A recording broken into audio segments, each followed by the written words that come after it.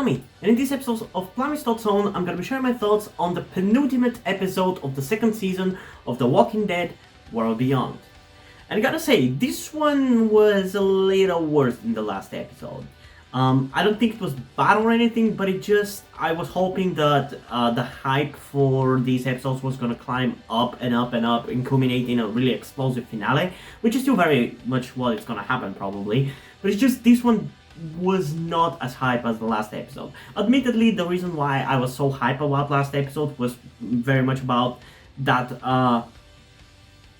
badass scene where some of our favorite characters were almost going to die and were saved in the brink of time. Like that's where the most of my excitement comes from in that episode, in addition to also Brody getting fucking murdered. But this one just didn't really hype me in the same way. It was still cool, and I still felt emotion, and I'm still pissed off about that character's death. It's not like I didn't see it coming. Like it was fucking. There was a fucking billboard saying that he was going to die, but I'm still kind of mad about it because he was like my favorite character. God damn it! And it really shows me this death really shows me that there's a difference about how you feel about a character's death when you genuinely care about them, compared to whether the show you're watching tries to give the character's death away. Because Percy hasn't been given much to do, especially in this second season, but I've loved his character. He's been a really entertaining and funny and just relatable character to me. He's like my favorite character, and his actor as well. I really like him, and I'm gonna go as far to say I genuinely might have a crush on the character and the actor, even though I thought of myself before as like I mean, it's complicated. My situation with sex and gender is a little complicated. I'm trans, gender fluid specifically. I'm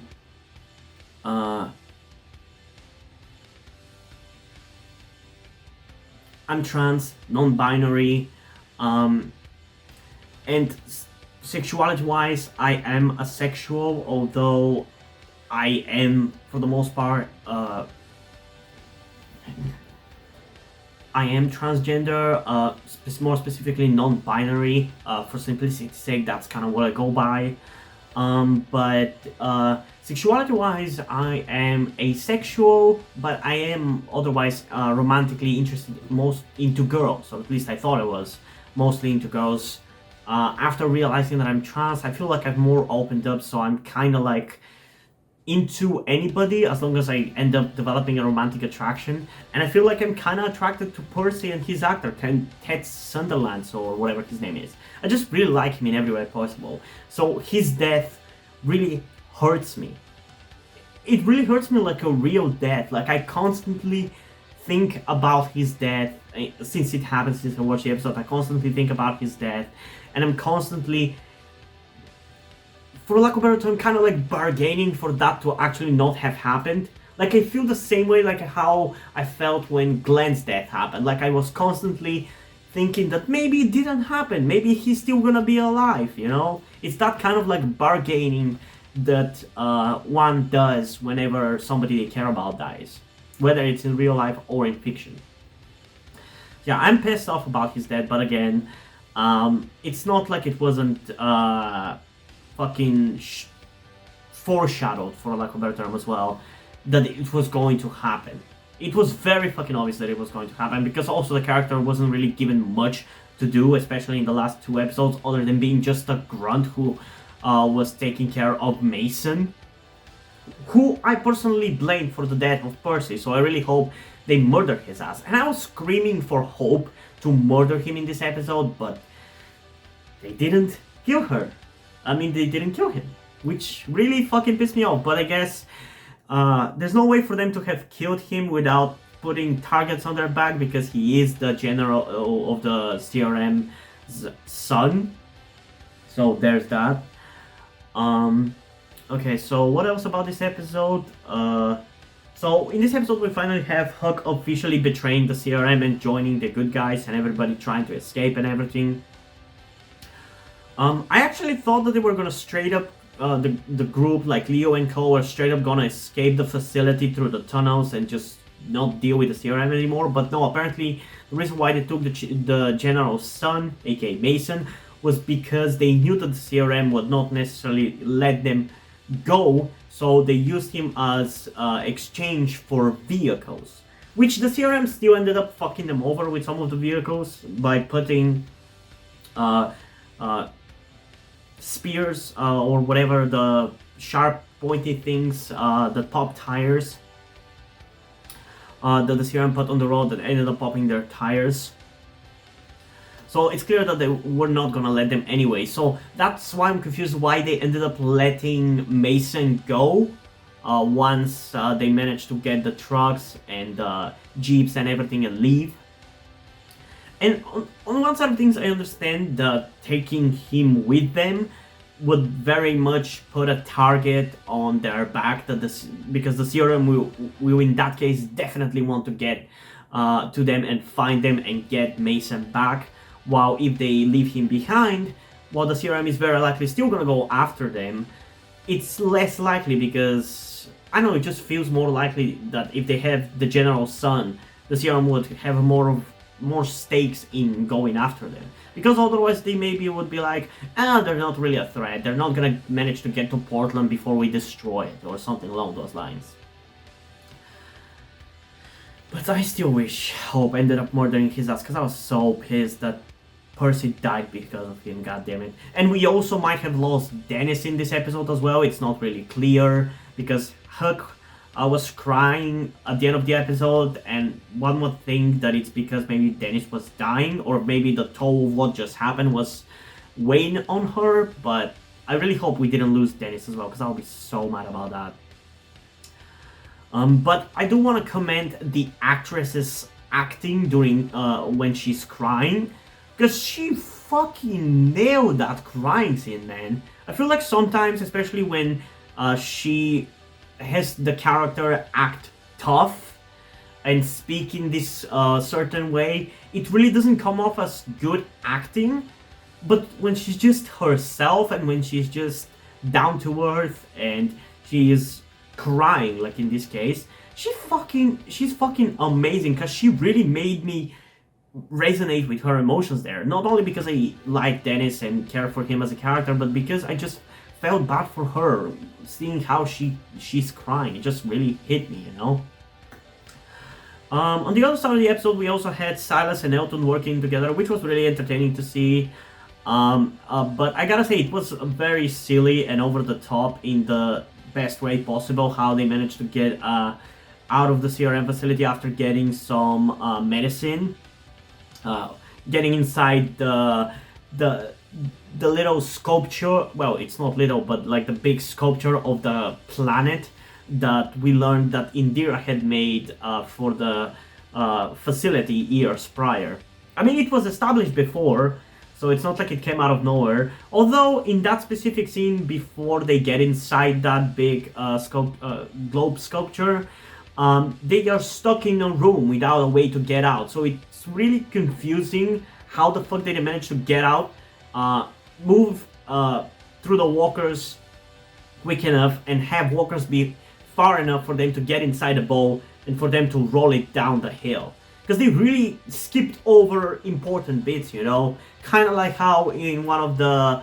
I think it was episode 2 of season 11 of the main show, where the show kind of skipped over how our group escaped the cells at the Commonwealth. It's kind of like that. They skipped over vital information, which might bother you personally. I don't really care at the end of the day. It ended up in a very fun and over-the-top scene, so I'm fine with that. Although, tonally, it really clashed with the rest of the episode, because on the one hand, we have this silly hamster ball dudes killing walkers, and then there's, on the other hand, Percy's death and Iris being destroyed over it, you know? It kind of just clashes. And we also got an explanation about exactly why the CRM does what it does and why it killed Omaha, saying that few years ago or whatever, the CRM did a study where they found out that soon Omaha and Portland are going to become a drain on CRM's, the Civic Republic's resources. So they essentially decided to put them out of their misery, which is really fucking patronizing, especially the way Jadis says it, where she's like, the CRM did made these tough decisions so the civilians don't have to. Bitch, let me make these tough decisions. You don't get to make it for me. Like, the fuck, how does that make any sense? Like, from writing standpoint, I get it. I'm just saying from a personal perspective of a person, that does not make any sense to me. Like, you're not my nanny government. You don't get to make this decision for me. Although I do love how the other characters, especially Iris, call her out on saying that what they did was genocide. It very much is. And let's not act like all the CRM did wasn't just because they're just power-tripping fascists. Because at the end of the day, that is what it is. Because as we learned from the newspaper a few episodes ago, the Civic Republic is who's in charge of the Civic Republic military is currently in charge of the Civic Republic, the community, or whatever you want to call it. And there's an agreement that was written at the beginning of the apocalypse, right, where everything fell, that the Civic Republic military was going to take care of everything for the foreseeable future, or about 10 years, and then if things have normalized a little bit, then the control is going to go back to the civilian government. So it's essentially, what they're doing is just a military coup. Which, it's a cool enough idea, it's just that I don't really feel like it was worth it to wait like 5-6 years for us to get this fucking information, because the CRM was teased all the way back in season 7? Was it? It's gotta be 7, because the trash people were introduced in season 7, so at best seasons, furthest back it was in season 7 of the main show, more like season 8 I would say, because I think in that one it was when we got more of the helicopters. We actually saw some helicopters, you know. So yeah, man, I don't know. It wasn't as exciting or satisfying as the previous episode, but it was still up there for sure. It was an enjoyable and crazy wrapping up for the finale, you know. I'm really excited to see where and how the season is gonna end, because I feel like there's quite a lot left unsolved, so they really gotta wrap up quite a lot of storylines, I feel like. But yeah, in terms of a rating, I think for last episode, did I give it a 9.6 out of 10? I hope I'm not confusing with something else, because I've been rating quite a few things this night. But for this episode, I feel like I'm gonna give it a 9.4 out of 10. Because again, it was a very enjoyable episode, but it just was worse than last episode, which is kind of why it left a little bit of a bad taste in my mouth. If you swap the episodes places, I would probably be viewing both of the episodes much more favorably, especially this one, but sadly that's not the case, so this is how it's gonna be. And yeah, what did you guys think about this episode? Comment down below and let's have a discussion about it. And as usual, before we end this video, I just want to give a huge shout out to my currently 3 patrons on Patreon: Omari Bridgman, Deadpool, and Lemonade. Thank you very much for your support, guys. I really appreciate any amount of money that you donate from to me. It really means a lot that anybody has enjoyed my videos enough to decide to support me through Patreon. I never thought I would get this far, honestly, so thank you very much for every little bit of your support. And now, before we end this video, I just want to talk about something to you guys very quickly, which some of you may or may have not noticed before or know about me, that being the fact that I am trans. And yes, this may come as shocking to some of you, because I don't really flaunt it that much on my channel, or at least I feel like I don't. Outside of like my K-pop reactions, which is where I feel like the most comfortable being myself like this. And yeah, I am in fact trans. I'm not necessarily full-on male to female, but I heavily want to transition to being pretty female. I do consider myself more non-binary though, or maybe gender fluid would be the best descriptor as well, because I do have occasional moments where I feel fine being like just a normal guy, but most of the time, like right now, I do feel very dysphoric. And that's why I'm asking you guys for any help that you can give me, because my situation right now, I don't really see any way outside of you guys' help. Because, and this is gonna be kept short and concise, I live with my parents. They're never going to accept me as a trans person. They just never will. And as a matter of fact, back when I started the YouTube channel, I was actually kind of slightly starting my transition back then, with like starting to grow out my hair. I even got to DIY HRT, but because my parents started noticing certain things, like my behavior had changed a lot and my clothes had changed a lot, I kind of had to stop doing that, because they were constantly nagging me about cutting my hair and just started to kind of be threatening in a certain way, and felt like they were ashamed of me and everything. And that just kind of stress just tired me out to the point where I just gave up.